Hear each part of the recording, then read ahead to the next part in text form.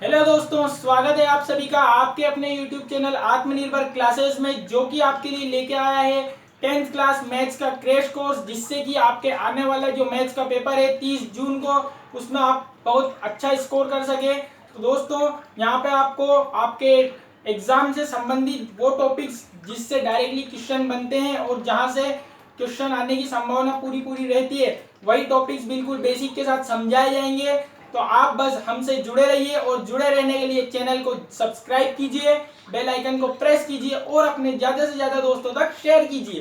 तो दोस्तों, हमने पिछली वीडियो में देखा था कि हमने स्टार्ट किया था प्रश्नावली 1 वैदिक गणित, जिसमें हमने आपको बताया था कि दो प्रकार के सवाल हमें प्रश्नावली 1 वैदिक गणित में देखने को मिलते हैं। एक जिसमें हमें वर्ग या घन ज्ञात करने होते हैं, जिसमें कि दो सूत्रों का उपयोग किया जाता है, जो कि मैंने आपको काफी अच्छी तरीके से समझाया। उसके बाद हमने देखा था कि एक जो दूसरे प्रकार के सवाल इसमें हमको दिए हुए हैं वो होते हैं भाग विधि के सवाल दोस्तों। और भाग विधि के सवाल जो है वो 3 विधि के द्वारा इसमें हमको दिए हुए हैं। तो हमने पहली विधि निखिलम भाग विधि बहुत अच्छी प्रकार से समझ ली थी। अब जो हमारी दूसरी विधि है जिसका नाम है सूत्र परावर्ती विधि, इसको हम देख रहे हैं। तो दोस्तों, आपके सूत्र परावर्ती विधि से संबंधित प्रश्न संख्या 16 आपकी बुक में आपको मिलेगा। दोस्तों, मैं यहाँ पे लिख रहा हूँ क्वेश्चन नंबर 16, जो कि दिया हुआ है 1154 डिवाइड बाई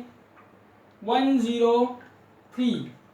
ठीक है दोस्तों, सूत्र परावर्त विधि में दोस्तों हमें एक विचलन की बात करनी है। विचलन में मैंने आपको बता चुका था, विचलन का सूत्र जो होता है वो होता है, एक बार और मैं आपको बता देता हूँ, विचलन बराबर संख्या माइनस आधार। जी हाँ, संख्या माइनस आधार, ना कि आधार माइनस संख्या। ठीक है दोस्तों, और यहाँ पे आप देख रहे होंगे सूत्र परावर्तित। यहाँ पे परावर्तित का मतलब है परिवर्तित, यानी कि कुछ ना कुछ इसमें तो परिवर्तित तो जरूर होगा। तो वो क्या परिवर्तित होगा, तो दोस्तों देखते हैं इसमें कि क्या परिवर्तित होने वाला है। दोस्तों, सबसे पहले हमें 3 पार्ट्स का बनाना है, 3 पार्ट्स को इस तरीके से।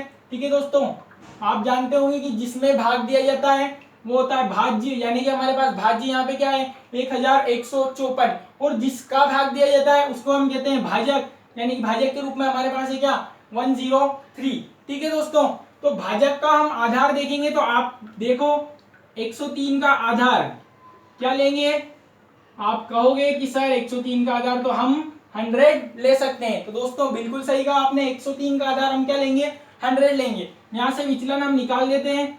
ये सूत्र ऊपर लिखा हुआ है, विचलन बराबर संख्या माइनस आधार, यानी कि संख्या क्या है, हमने किसका आधार लिया 103 का, तो विचलन भी इसी का निकालेंगे।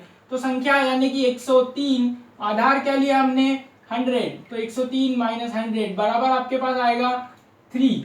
ठीक है दोस्तों, जैसा कि मैंने अभी आपको बताया कि इसमें कुछ ना कुछ परिवर्तित होने वाला है। तो वो क्या परिवर्तित होने वाला है, तो दोस्तों जो विचलन का चिन्ह है, जी हाँ दोस्तों, विचलन का चिन्ह, यानी कि अगर विचलन हमारे पास धनात्मक आता है तो हमें इसको ऋणात्मक में लेना है, चिन्ह परिवर्तित करना है। यानी कि दोस्तों जो हमारे पास धनात्मक आया इसको हम ऋणात्मक लेंगे, यानी कि -3 लेंगे, और -3 को इस विधि के अंदर प्रदर्शित करने का तरीका क्या होने वाला है, माइनस को हम बार के रूप में प्रदर्शित करेंगे, यानी कि -3 को हम इस तरीके से प्रदर्शित करेंगे। ठीक है दोस्तों, अब यहाँ पे इसको जमा लेते हैं हम संख्याओं को किस प्रकार से जमाना है। तो ठीक निखिलम विधि जैसे ही हमको जमाना है, उस निखिलम विधि में भी आपको काफी अच्छे से समझ में आएगा। तो एक बार हम यहाँ पे जल्दी से देख लेते हैं। दोस्तों मैंने आपको बताया था कि आधार में 2 जीरो है, तो भाज्य की पीछे से 2 डिजिट्स लास्ट वाले कॉलम में रखनी है, यानी कि 5 और 4 हम लास्ट वाले कॉलम में रखेंगे।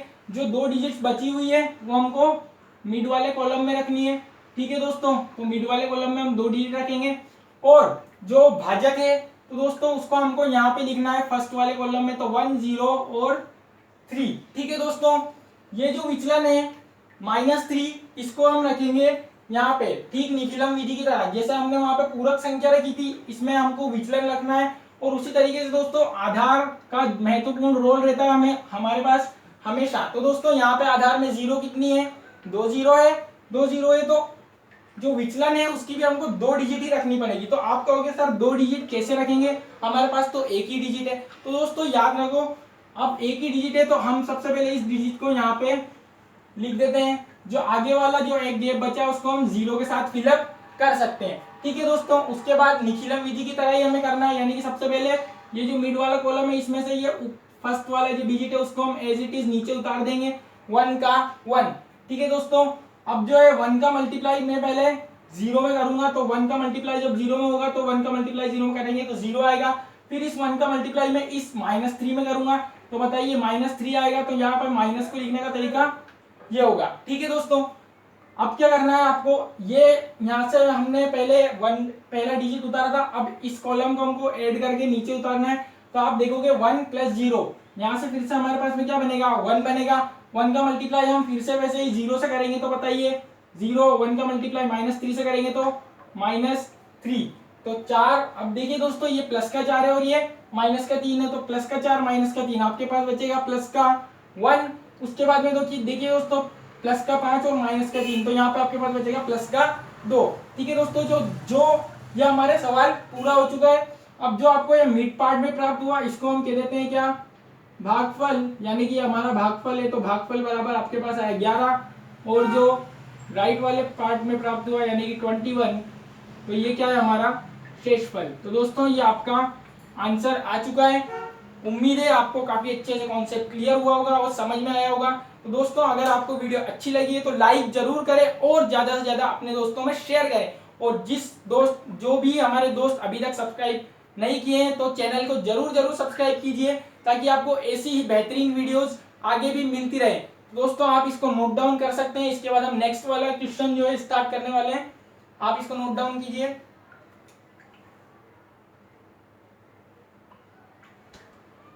ठीक है दोस्तों, आपने नोट डाउन किया होगा या स्क्रीनशॉट ले लिया होगा, तो हम अब नेक्स्ट स्टार्ट कर रहे हैं। तो दोस्तों नेक्स्ट आपके क्वेश्चन नंबर 18 दिया हुआ है, तो हम क्वेश्चन नंबर 18 देखेंगे। सेम यही प्रोसेस रहेगा, बस संख्या थोड़ी सी चेंज है, तो हम देखेंगे किस तरीके से सवाल होगा, ताकि आपको जिसको समझ में नहीं आया उसको अच्छे समझ में आ सके। तो देखिए दोस्तों 18वां क्वेश्चन, जिसमें आपको दिया हुआ है 1432 डिवाइड बाई 88। ठीक है दोस्तों 88 है, तो इसका आधार क्या लेंगे बताइए। आधार वही आप कह सकते हैं कि सर 100 के पास है तो 100 ही लेंगे। विचलन दोस्तों हम निकालेंगे, कैसे निकालेंगे, संख्या माइनस आधार।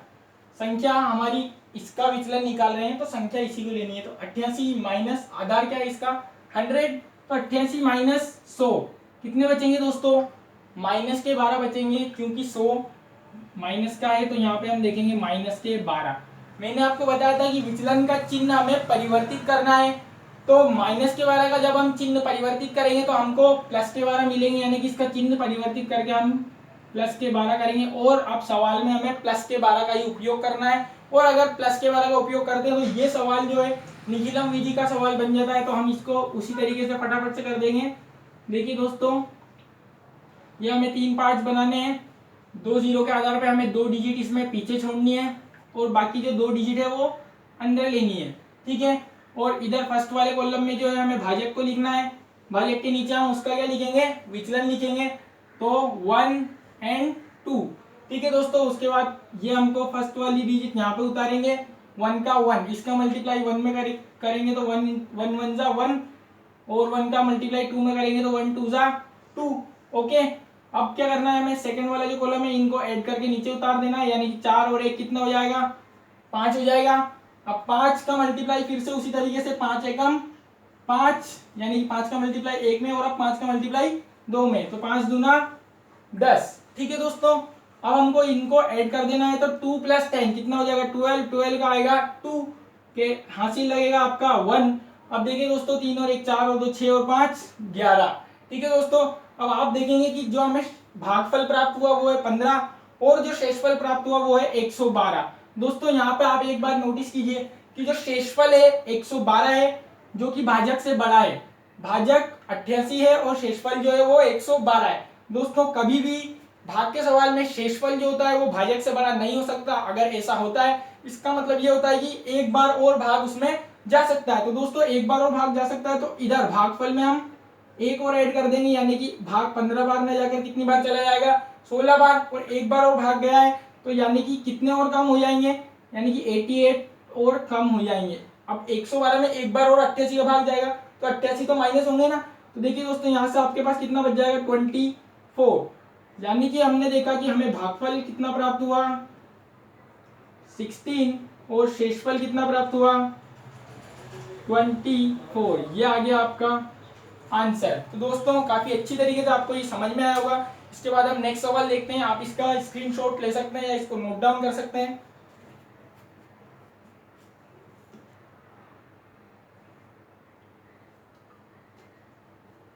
ठीक है दोस्तों, अब हम देखते हैं हमारा नेक्स्ट सवाल, जो कि आपके क्वेश्चन नंबर 19 दिया हुआ है।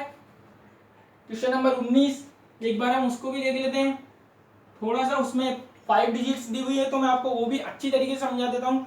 एक बार देख लेते हैं ताकि जिन हमारे दोस्तों को ये समझ में नहीं आया है उनको अच्छे से समझ में आ सके। Divide by 1 2 3। ओके, अब आप देखिए 1 2 3 का आधार भी हमारे पास 100 ही आएगा। जब हम इसका विचलन निकालेंगे तो 88 की जगह यहाँ पे आपके पास 1 2 3 लिख सकते हैं। बताइए घटाने में कितना प्राप्त होगा हमें 23। ठीक है दोस्तों, विचलन का चिन्ह परिवर्तित करना है तो 23 को हम क्या लेंगे माइनस का 23। ओके, अब हमको उसी तरीके से जमाना है। 2 जीरो के आधार पे 2 डिजिट पीछे छोड़नी है। ये 2 डिजिट हम किसके आधार पे छोड़ते हैं 2 जीरो के आधार पे। यहाँ पे 2 जीरो है तो 2 डिजिट पीछे छूटेगी और बाकी जो 3 डिजिट है वो यहाँ पे मिड वाले पार्ट में हम उतारेंगे। ठीक है दोस्तों, अब यहाँ पे आपको भाजक रखना है, यानी 1 2 और 3।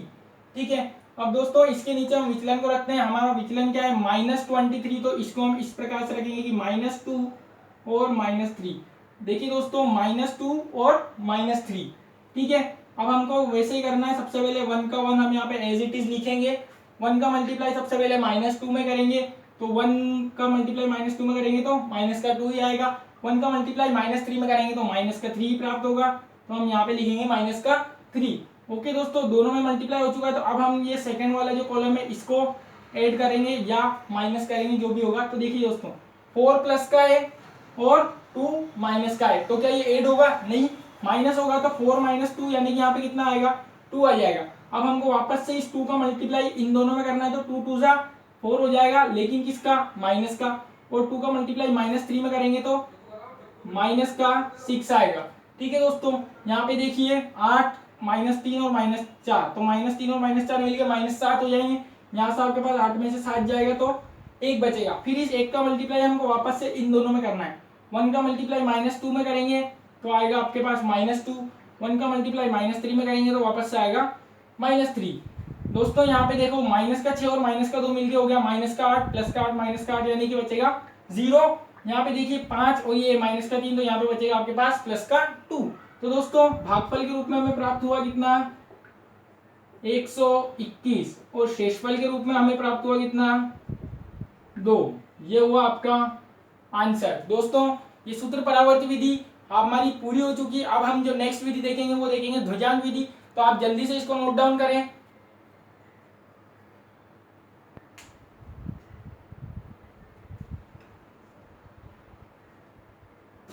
ठीक है दोस्तों, आपने इसको नोट डाउन किया होगा। अब हम नेक्स्ट जो हमारी विधि देखेंगे वो है ध्रुजांक विधि, जो कि थोड़ी सी उतार चढ़ाव वाली विधि है दोस्तों। उसको आपको थोड़ा अच्छी तरीके से समझना है, लेकिन उम्मीद है आप ध्यान से समझेंगे तो आपको काफी अच्छी तरीके से समझ में आएगी।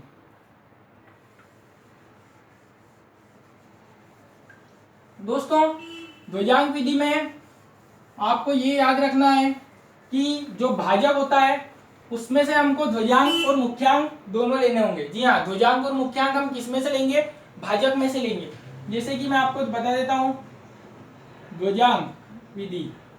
ठीक है दोस्तों, एक हम क्वेश्चन की हेल्प से इसको समझते हैं। तो आपके जो बुक में है वो बुक में आपके 12 क्वेश्चन नंबर 12 13 14 और 15 4 क्वेश्चन ध्रुजांक विधि के दे रखे होंगे। तो उसमें से हम सबसे पहले क्वेश्चन नंबर 12 ले रहे हैं। क्वेश्चन नंबर 12 जो कि आपके दे रखा है 4 5 3 2 डिवाइड बाई 1 1 2। ठीक है दोस्तों, इसको जमाना उसी तरीके से है, 3 पार्ट्स बनाने हैं। तो देखते हैं, पहले हम 3 पार्ट्स बना लेते हैं। देखिए दोस्तों भाजक हमारा क्या है 112। ठीक है। मुख्यांक क्या होता है, मुख्य क्या होता है, जो आगे रहता है वो हमेशा सबसे मुख्य होता है, ठीक है। तो आगे वाली जो डिजिट्स होंगी वो मुख्यांक कहलाएंगी, और जो लास्ट वाली डिजिट होगी वो ध्वजांक कहलाएगी। तो दोस्तों यहाँ पे बताइए ध्वजांक क्या होगा, लास्ट वाली डिजिट यानी कि इकाई अंक यानी कि यूनिट डिजिट जो होगा वो आपका ध्वजांक होगा। यूनिट डिजिट क्या है, इकाई अंक क्या है इसमें 2, ठीक है। और जो शेष अंक है वो क्या कहलाएंगे, मुख्यांक कहलाएंगे, यानी मुख्यांक के रूप में आपको इसमें 11 देखने को मिल रहा है। दोस्तों ध्वजांक, ध्वजा, ध्वज, इसका नाम क्या है, ध्वज अंक।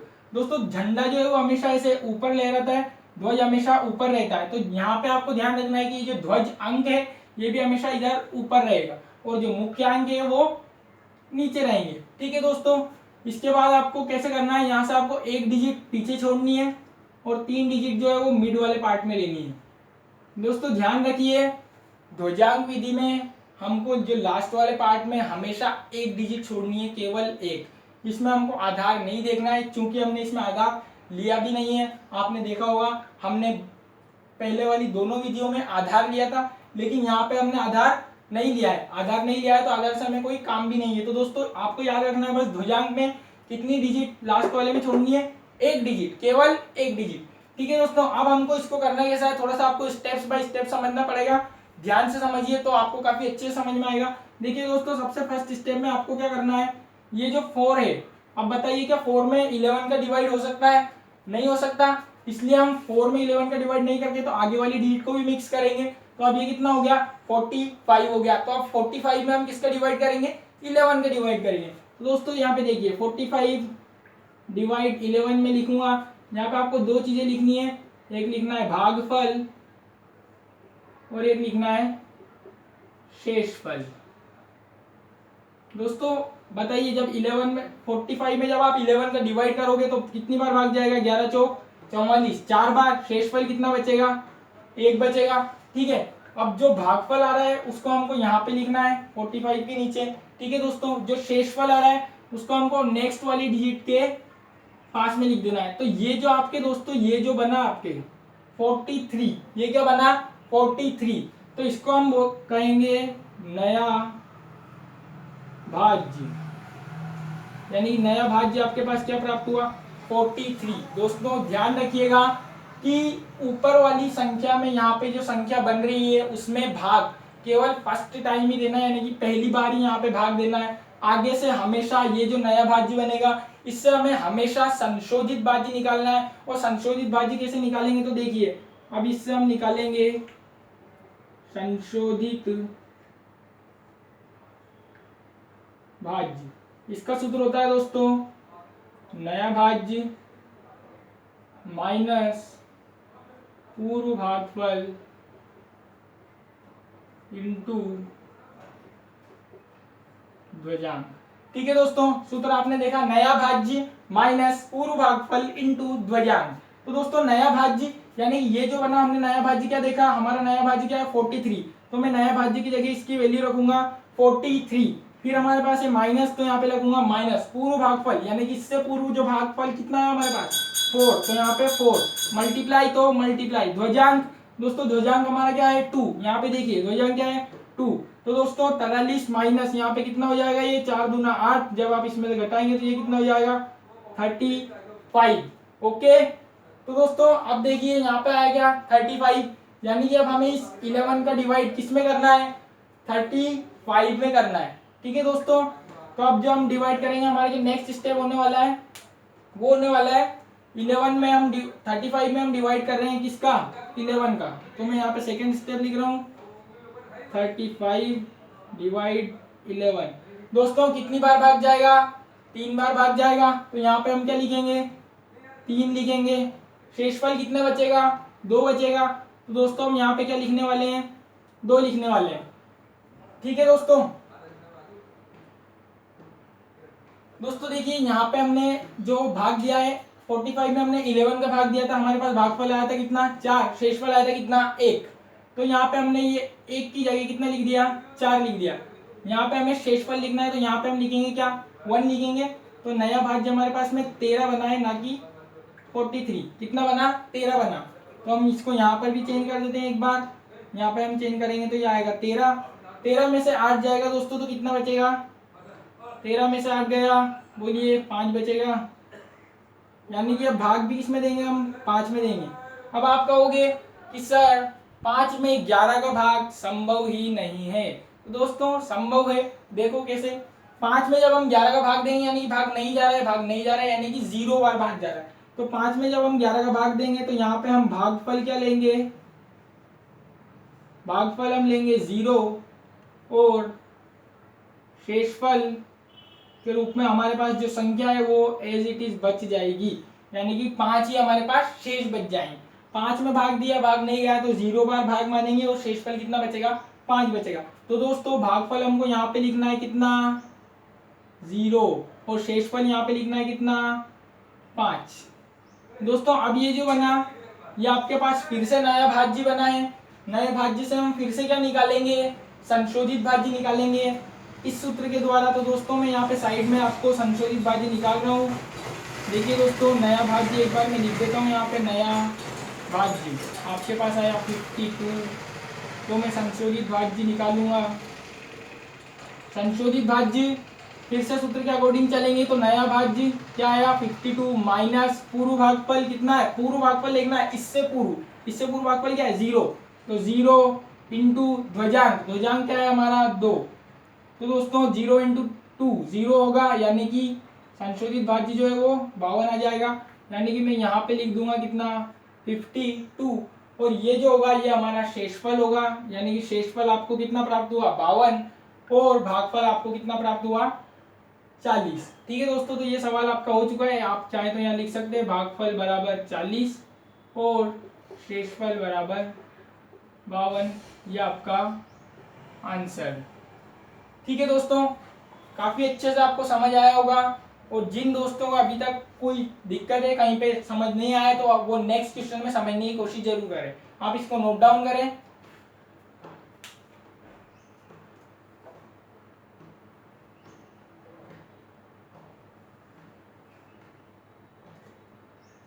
दोस्तों आपने इसको पूरा किया होगा। हम जल्दी से एक सवाल और देख लेते हैं।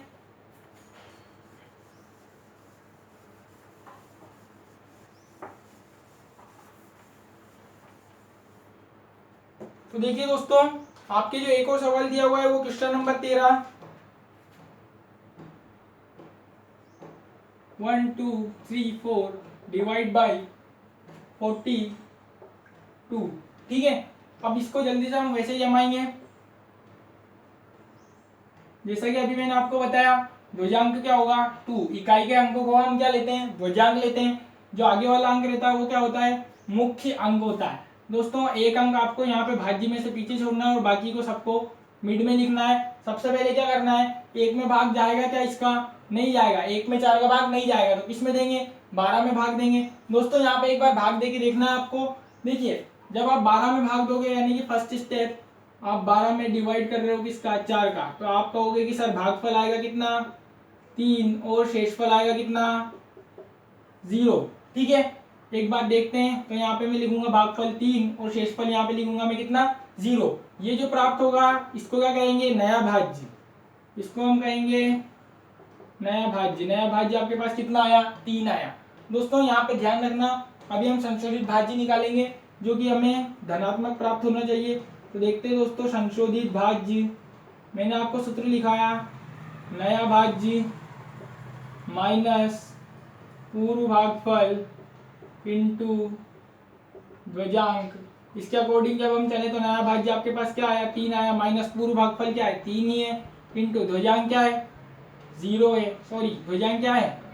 0 है क्या? 0 तो शेषफल है। ध्वजांक कितना है? 2। देखिए दोस्तों यहाँ पे जब हमने देखा तो 3 माइनस 3 दूना 6। यहाँ पे आपने भाग दिया, पूरी बार जा रहा था, हमने भाग पूरी बार दिया। तो दोस्तों यहाँ पे हमने देखा कि आगे जो जब हमने सवाल किया तो हमें जो है 3 माइनस 6, यानी कि यहाँ पे आपको प्राप्त होगा माइनस का 3, जो कि एक ऋणात्मक संख्या है। और ऋणात्मक संख्या से ये सवाल आगे नहीं हो सकता। तो दोस्तों इसको धनात्मक में लेना। अब इसके लिए आपको वापस से यहीं से चलना होगा। ये जो भाग हमने 3 बार दिया था इसको हमको कितनी बार करना होगा? 2 बार करना होगा। ठीक है दोस्तों, 2 बार भाग करेंगे। और यानी कि अब 2 बार भाग दिया तो शेषफल कितना बचेगा बताइए? शेषफल बचेगा आपके पास 4 बच जाएगा। नया भाज्य कितना आएगा अब आपके पास, यहाँ पे हम लिखेंगे शेषफल की जगह 4, तो ये हो जाएगा कितना 43। अब देखिए दोस्तों यहाँ भी हम लिख देंगे कितना 43, और यहाँ पे पूर्व भागफल कितना लेंगे अब 3 की जगह 2 लेंगे, इंटू ध्वजांक भी कितना हमारे पास 2 है, तो 2 इंटू 2 कितना होगा 4 होगा। अब बताइए 43 माइनस 4 यानी कि आपके पास बचेगा 39। ठीक है दोस्तों, तो अब 39 में आपको देना है सेकेंड स्टेप में भाग, तो 39 डिवाइड किसका करेंगे 4 का, तो भागफल कितना आएगा बोलिए 4 नाम 36, तो हम कह सकते हैं कि भागफल आया हमारे पास कितना 9, और शेषफल कितना बचेगा, शेषफल बचेगा आपके पास 3। 39 में 36 गए तो बचे कितने 3, तो दोस्तों भागफल हम लिखेंगे यहाँ पे, शेषफल लिखेंगे यहाँ पे 34। अब यहाँ से आपको लास्ट बार संशोधित भाज्य निकालना है, जो कि मैं डायरेक्ट यहाँ पे निकाल के बता रहा हूँ आपको। तो नया भाज्य यानी कि 34 माइनस प्रथम भागफल यानी कि 9 इंटू ध्वजांक यानी कि 2। यहाँ से हमने देखा 34 माइनस 9 दूना 18, कितना बचेगा 16। तो दोस्तों ये जो प्राप्त हुआ हमें, ये होगा हमारा भाग शेषफल, और ये जो प्राप्त हुआ 29 ना कि 39, ये होगा हमारा भागफल। तो दोस्तों आंसर के रूप में हमें भागफल प्राप्त हुआ 29, और जो शेषफल प्राप्त हुआ आपको वो हुआ 16। यही होगा आपका आंसर। ठीक है दोस्तों, ये हमने पूरी वैदिक गणित को आज यहाँ पे समाप्त कर दिया है। ये आपके वैदिक गणित में सब कुछ जो भी आपकी एग्जाम में आ सकता है वो इन्हीं में से आपको देखने को मिलेगा, एक गारंटी है। अगर आप यहाँ पे कराए गए सारे सवालों को अच्छी प्रकार से समझ लेते हैं, कॉन्सेप्ट के साथ समझ लेते हैं जैसे आपको समझाया गया है, तो आप एग्जाम में यहाँ से आने वाला सवाल जरूर कर सकेंगे और बहुत आसानी के साथ कर सकेंगे। दोस्तों इससे संबंधित अगर आपको कोई भी परेशानी होती है या कोई भी किसी सवाल में कुछ प्रॉब्लम आती है तो कमेंट सेक्शन में कमेंट जरूर करें, या डिस्क्रिप्शन में आपको लिंक दी जाएगी फेसबुक पेज की, इंस्टाग्राम पेज की, आप वहां भी कांटेक्ट कर सकते हैं। ठीक है दोस्तों, तो ज्यादा से ज्यादा सब्सक्राइब कीजिए और जुड़े रहिए, अंत तक बने रहिए। धन्यवाद।